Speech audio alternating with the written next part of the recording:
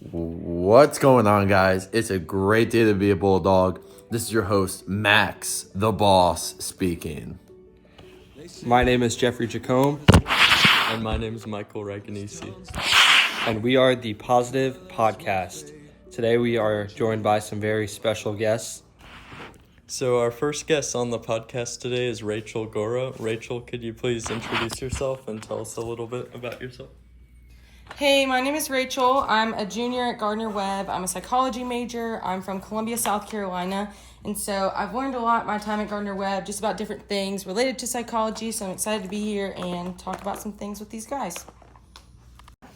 Rachel, our first question for you today is just to go over any goals that you've had recently, whether they're personal goals, academic goals, relationship goals, just any aspects of your life that you've set goals for yourself recently within the past years or so, and just tell me a little about that.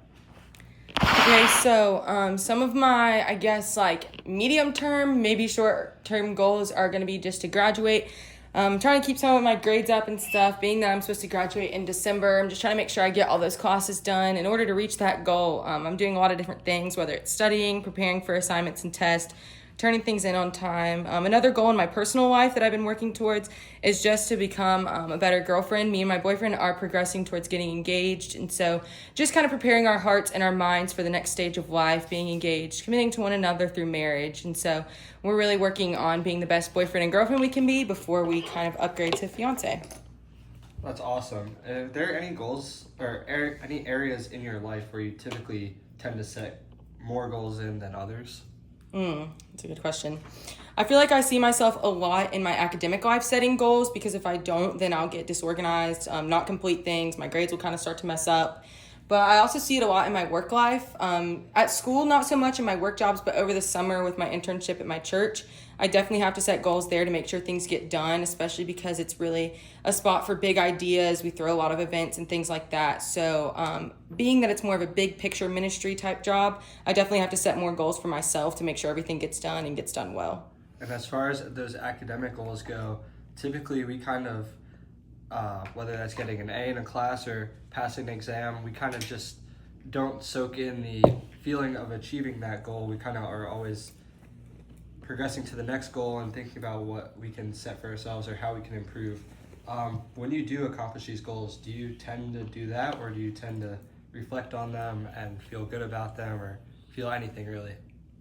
That's a good question. Definitely something I should be better about. I'm extremely task-oriented, so as soon as I finish one task or accomplish one goal, I'm just looking to the next one, kind of trying to see what I can do. I'm always looking for ways to be better and improve. So I'm not really good at soaking in the victory of accomplishing a goal, and that's definitely something I want to be better at. Obviously, in moments when I achieve the goal of engagement, I'll definitely be soaking that in, because it's going to be there for months, and it's going to be a whole new season of life. But as far as getting a good grade on a test or completing an assignment, I definitely don't appreciate the hard work I put into those as much as I should. And going off of that, one thing I wanted to bring up is called happiness through goal setting training. So it's a psychological approach, and it helps people evaluate the reasons behind their goals and modify them to result in greater happiness. And it basically states that goals pursued because they're pleasurable or help others will result in more happiness, whereas goals pursued due to fear of failure or out of necessity will result in less happiness. So when it comes to your academic goals especially, do you think those are more pursued simply to not fail, or out of actual desire to achieve those goals? Definitely for me currently, it's more just to not fail and to just keep the grades up, because I'm ending or nearing the end of my college journey. There's a piece of me that's just a little bit checked out. And so a lot of times my academic goals are just to say that I got it done, not really to learn a lot or be proud of myself, but more just so I can look at the paper and see a good grade or see the accomplishment. But that's just more for academics. I would say in personal life, it's definitely more the other side of things. Less about getting a good result, but more about the process along the way. And considering that you go more for academic goals simply for the result, have you had an experience where an academic goal or something else that you were chasing just to not fail actually brought some growth or unexpected happiness in your life? Absolutely. I took a couple classes, specifically this semester, actually, I took a class all about nutrition and wellness, and I was thinking that was just going to be an easy A, but I actually discovered that that's something I'm really interested in. And so outside of the class time and the assignments I had, I was actually able to like learn new things and do my own research, which was really cool. So that started as something I did simply just for an easy A, and it actually kind of developed a new hobby and a new interest in me. Awesome. I think that'll be it for us. Thank you for coming on the podcast today. Thanks for having me. We are here with our second honorary guest, Chrissy. Chrissy, what goals have you recently set for yourself? Some goals that I've recently set for myself is to get into OT school, but also find a job that is related to my major. Now, have you made any progress towards achieving these goals? Yes, I have. I got into almost all the OT schools that I applied for. I also recently got a job as a PT tech. Awesome. Now, do you think you're as satisfied as you hope to be? Yes. Yes? What areas of your life do you typically set goals in? I feel like I mostly set goals for academics, but also I feel like I set goals for all aspects as well. Awesome. Why do you set goals? To make progress in life, but also to just get things going on. Awesome. Awesome. Great job. Our third guest of the day is Riley Morgan. Riley, would you like to introduce yourself? Hey, I'm Riley. I am originally from Statesville, North Carolina, and I'm excited to be here. Perfect.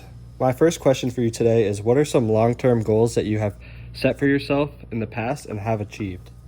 One of my biggest long-term goals that I set for myself in the past was to graduate college, and I was very determined to do that because neither one of my parents graduated college, so that was something that was big for me. And if you don't mind me asking, where did you go to school and what was your major? I went to UNC Charlotte, go Niners, and I studied in their psychology program. Perfect. And after graduating college, do you think you were as satisfied as you would hope to be, whether that was in high school or during your years of undergrad, looking back on it now? If you had asked me this right after I graduated college, like if I could have looked into the future, I would have said no, because I had different career goals at the time. And now I work in higher ed admissions, which was not my original plan. But as the current moment stands, I feel very satisfied where I am now.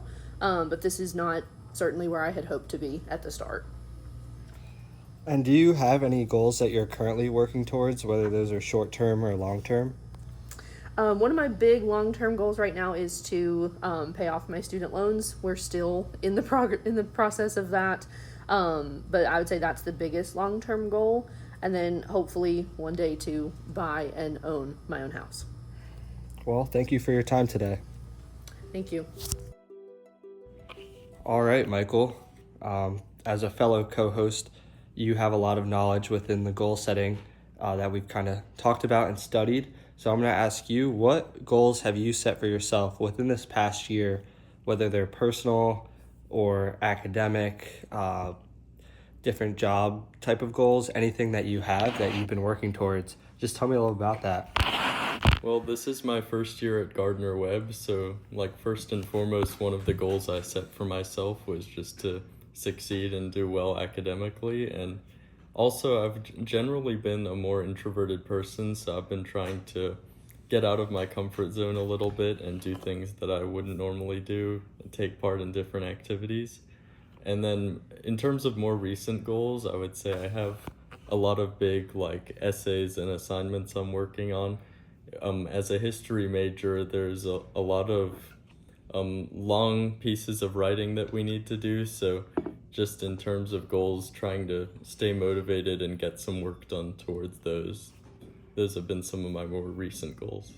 And how has this adjustment period to college impacted some of those goals? I know it's hard as a first semester, second semester to kind of get a flow of college, and especially with all those academic goals that you described. How has the adjustment period been for you? I would say it was definitely more of a shock at the beginning because I originally went to like an early college high school program, so I had come in with pretty much my associates completed, so that meant that I was going straight into my major classes, which was a little more difficult for me because I had to get used to the professors and what their requirements were, but I would say I've definitely adjusted pretty well to that and made some progress towards my goals there. But then, like in terms of settling into college life, I would say I've definitely been homesick during some periods, but I've worked to try get over that, and I've been able to visit my family a couple times, so I think that's helped with that. Michael, can you think of a time when you had to pursue a goal simply to not fail? Yeah, I would say like a lot of the ones I mentioned earlier about just having to complete some really big assignments, those are things I don't necessarily pursue just for the sake of it, but I have to do that, have to get that done in order to not fail. So I would say that's definitely one, and also just also what I mentioned earlier, just having to branch out socially and try new things, even though that's something I've tried to take the initiative to pursue. That's also something that I'm doing so that I don't do the opposite and just like stay sheltered and in my comfort zone. In Elliot T. Berkman's study on the neuroscience of behavior changing goals, he basically concluded that your will or your motivation to achieve goals is much easier to manipulate than the way or your like inherent skills and abilities. So he concluded that your motivation to achieve something is overall much more important than the skills you have to achieve that goal. So I want you to think of a time that you failed a goal, and do you think it was more due to your abilities or your motivation to achieve that? Well, I had a big goal set for myself this year to win a conference title, and I ended up getting hurt right at the very start of our season, and I missed the whole season. That was more of a long-term goal for myself. I feel like the reason I failed it may have been due to, I guess, more so abilities, physical abilities, than motivation. I feel like my motivation typically doesn't lack when it comes to achieving a goal. I tend to think about it quite a bit, but typically I feel like for me it's physical abilities that will kind of limit and hinder me. How about you, Max? What do you think? Yeah, I had a big goal in high school to win a state championship and be the first state champ for my school. And unfortunately, that didn't happen. I had 3 knee surgeries, and I had a lot of time taken from me. I would believe that it was due more to my abilities than my motivation. I was very motivated to achieve it. However, my abilities and my knee limited myself from achieving that goal. And really just, I learned a lot about myself through setting that goal and not achieving it. However, of course, I would have loved to achieve it, but I definitely learned a lot about myself and how to come back from missing the goal. Michael, I'll flip that over to you. How do you think you've been hindered or limited by failing goals? Do you think it was more motivation or more so on your abilities? Well, I have a similar story to a couple of those. I played soccer for a long time, from when I was in about kindergarten to basically my last year of high school, when I got a really bad ankle injury that forced me to stop playing for the rest of that season. And I would say that was also just more due to my abilities, or the way my abilities were affected by that injury, because I was definitely enjoying it and I had a lot of motivation to keep playing, but that really just forced me to stop at that point. And so I would say that it was definitely more due to abilities rather than will. I will say, as far as academics go, I feel like if you have a goal to pass an exam or to get an A in a class, a lot of the times in regards to that, motivation will typically hold you back, just due to being very busy as college students, or just sometimes the questions and the tests just don't go your way. You study the wrong things. I feel like in terms of that, it's usually your motivation, or even in personal relationships type of goals that you may have. It may be a lack of motivation to achieve it more so than abilities. All right, guys. Well, unfortunately, that's going to conclude our podcast. I know personally I've had such a wonderful time talking to these excellent individuals and learning so much about them and their happiness and their goals throughout this podcast. From my own experience, at least, I've always set a lot of goals, and now I've got to experience and learn about other people's goals and how that makes them feel. I know that I'm always happy when I achieve my goals, and now I get to hear how other people feel. And it's been a really cool experience. And these studies and the happiness through goal setting training, that psychological approach is very interesting to me. And I hope that some people can take something away from this. And it's been a wonderful experience. You guys want to say anything?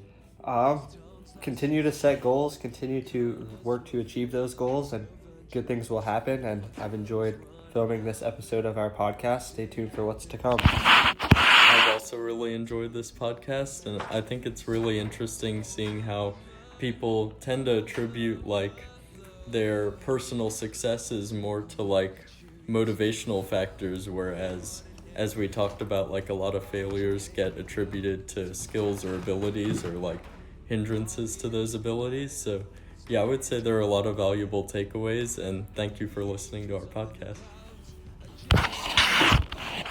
All right, guys. Make sure to check us out on all the social media platforms. We are the Psychology Bros. Peace out.